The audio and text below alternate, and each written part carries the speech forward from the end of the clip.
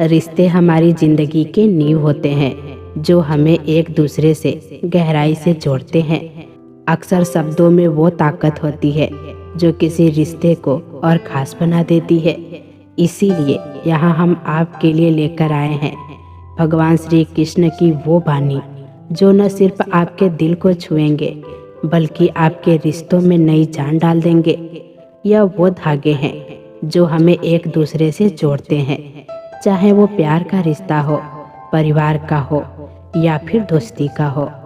कई बार एक छोटा सा शब्द दिल की गहराइयों तक छू जाता है और हमें रिश्ते को नए नज़रिए से देखने पर मजबूर कर देता है।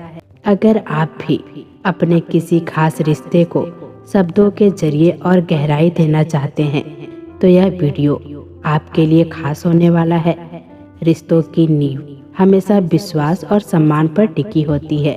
अगर किसी रिश्ते में भरोसा कम पड़ जाए तो वो रिश्ता एक सूखे पेड़ की तरह हो जाता है। यह बात याद रखें कि रिश्ता एक फूल की तरह होता है। अगर आप इसे प्यार और समय नहीं देंगे तो यह मुरझा जाएगा। हम अक्सर सोचते हैं कि सामने वाला हमें समझे, लेकिन क्या हमने कभी यह सोचा है कि हम खुद सामने वाले को कितना समझते हैं?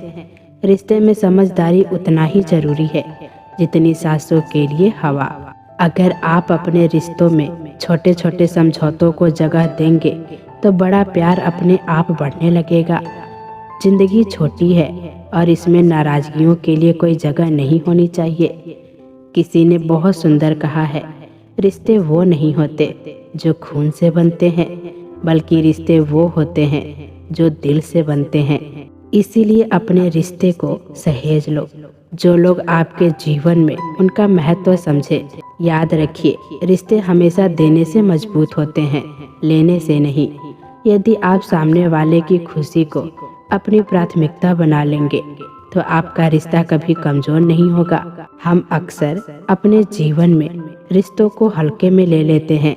हमें लगता है कि जो हमारे पास है वो हमेशा रहेगा, लेकिन सच तो यह है कि रिश्ते पेड़ों की तरह होते हैं।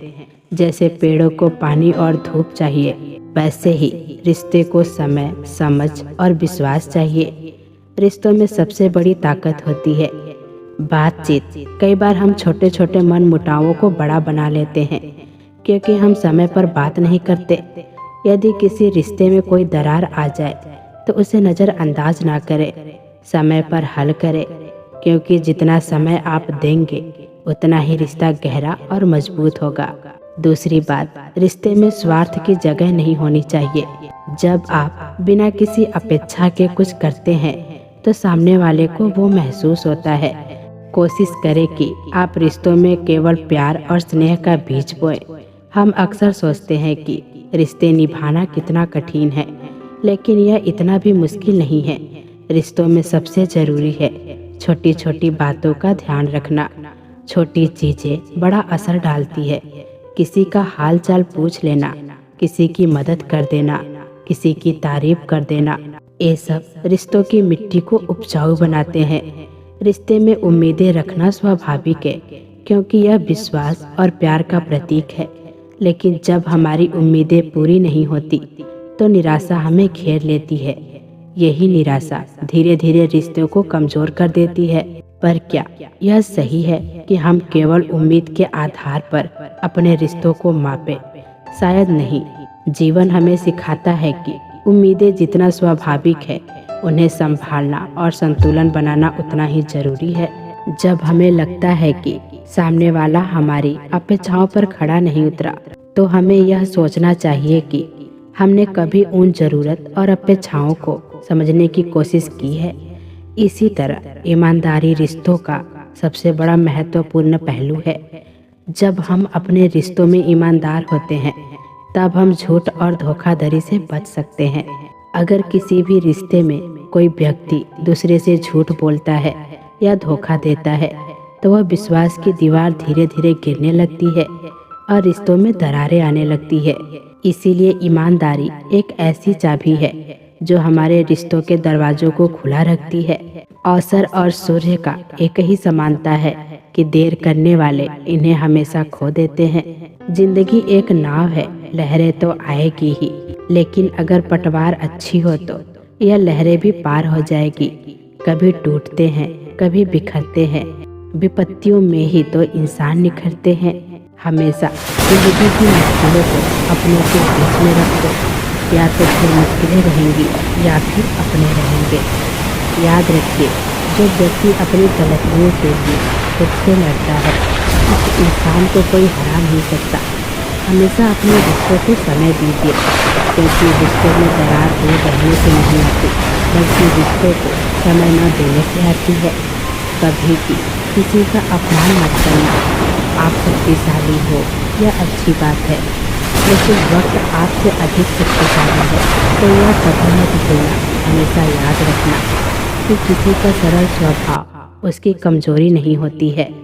पानी भी सरल होता है, लेकिन उसका तेज बहाव बड़े से बड़े चट्टानों को भी तोड़ देता है। झूठी कस्में खाने से इंसान तो नहीं मरता, लेकिन इंसान का विश्वास जरूर मर जाता है। कीमत दोनों ही बातों को चुकानी पड़ती है, बोलने की भी और चुप रहने की भी। अगर तूफान ज्यादा हो तो कश्तियां डूब जाया करती है, और अगर घमंड और अहंकार ज्यादा हो तो किसी भी इंसान की हस्तियां डूब जाती है। दुख भोगने वाला इंसान आगे चलकर सुखी हो सकता है, लेकिन दुख देने वाला इंसान कभी सुखी नहीं हो सकता। कांटों पर चलने वाला व्यक्ति मंजिल पर जल्दी पहुंच जाता है, क्योंकि कांटे पैरों की रफ्तार बढ़ा देते हैं। इंसान अपने जीवन में यह दो चेहरे कभी नहीं भूलता, पहला मुश्किल में साथ देने वाले का, और दूसरा मुश्किल में साथ छोड़ने वाले का। तुम कब सही थे इस बात को कोई याद नहीं रखता, लेकिन तुम कब गलत थे इस बात को कोई कभी नहीं भूलता। जब रास्ते पर चलते चलते आपको मंजिल का ही ख्याल ना आए, तो समझ लीजिए कि आप सही रास्ते पर चल रहे हैं। मेरे साथ ही गलत क्यों होता है? मैं सबका अच्छा करता हूँ, फिर भी मेरे साथ ही बुरा होता है। अगर आपके मन में भी कभी यह सवाल आता है कि मेरे साथ ही बुरा क्यों होता है, तो यहाँ पर सबसे पहले जो समझने वाली बात है वो ये है कि बुरा सबके साथ होता है। बुरा वक्त ही हमें असली सबक देता है। कभी कभी ऐसा होता है कि हमने किसी के साथ बहुत अच्छा किया और हमारे साथ बुरा हो गया, पर इसका मतलब यह नहीं कि हमें अच्छाई का साथ छोड़ देना चाहिए। अगर हमने किसी के साथ अच्छा किया है तो हमें उसका फल अवश्य मिलेगा, लेकिन वक्त आने के बाद एक बात तो आपको माननी पड़ेगी, हर एक घटना किसी न किसी कारण के लिए घटित होती है। कुछ भी बिना वजह के नहीं होता। एक नगर में दो युवक रहते थे। उनमें से एक ईमानदार व्यापारी था, जिसने कभी किसी के साथ बुरा नहीं किया, न किसी का गलत किया था। वो हमेशा सच्चाई के मार्ग पर चलता था, हमेशा निस्वार्थ भाव से लोगों की मदद करता था। वहीं पर दूसरी ओर एक आदमी दुष्ट प्रवृत्ति का था, जो चोरी डकैती करता था और दूसरों के लूटे हुए धन से अपना जीवन बिता रहा था। वो हमेशा ही अधर्म के रास्ते पर चलता। एक बार वो व्यापारी मौका देखकर मंदिर में चोरी करने आया और धन की पोटली चुराकर पुजारियों की नजरों से बचकर भाग गया। थोड़े समय के बाद वहीं पर वो व्यापारी पूजा करने आया। लोगों ने समझा कि इस व्यापारी ने धन चुराया है।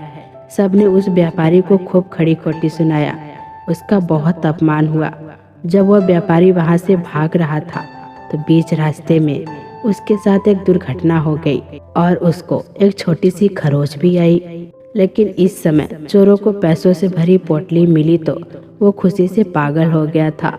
अब यह जो व्यापारी था, उसने अपने घर जाकर उसके घर में भगवान की जितनी भी सारी मूर्तियां थी वो सब हटा दिया और भगवान से नाराज होकर अपना जीवन व्यतीत करने लगा। समय बीतता रहा। कुछ समय बाद उन दोनों की मृत्यु हो गई। जब वो दोनों यमराज के पास पहुंचे तो व्यापारी नाराज स्वर में पूछा, मैं तो सदैव ही अच्छे काम करता रहा, जिसके बदले मुझे अपमान और दर्द मिला, और इस अधर्म करने वाले दुष्ट को धन से भरी पोटली मिली। आखिर क्यों? मेरे में क्या कमी थी? मैंने किसी का क्या बिगाड़ा था? मैंने तो अपनी जिंदगी में सब कुछ अच्छा ही किया था। उस व्यापारी के सवाल पर यमराज बोले, जिस दिन तुम्हारे साथ वो घटना घटी थी, जब तुम दौड़ रहे थे, वहाँ तुम्हें थोड़ी सी चोट लगी थी। वो कायदे से तुम्हारा आखिरी दिन होना था, क्योंकि तुम्हारी जिंदगी में उतने ही दिन लिखे थे। लेकिन जो तुमने अच्छे कर्म किए थे, बीते हुए दिनों में उनकी वजह से तुम्हारे उस दिन की लिखी हुई मौत वो केवल एक छोटी सी चोट में बदल कर रह गई। तो दोस्तों, मिलते हैं अगली वीडियो में। तब तक के लिए अपना ख्याल रखना। जय श्री कृष्णा।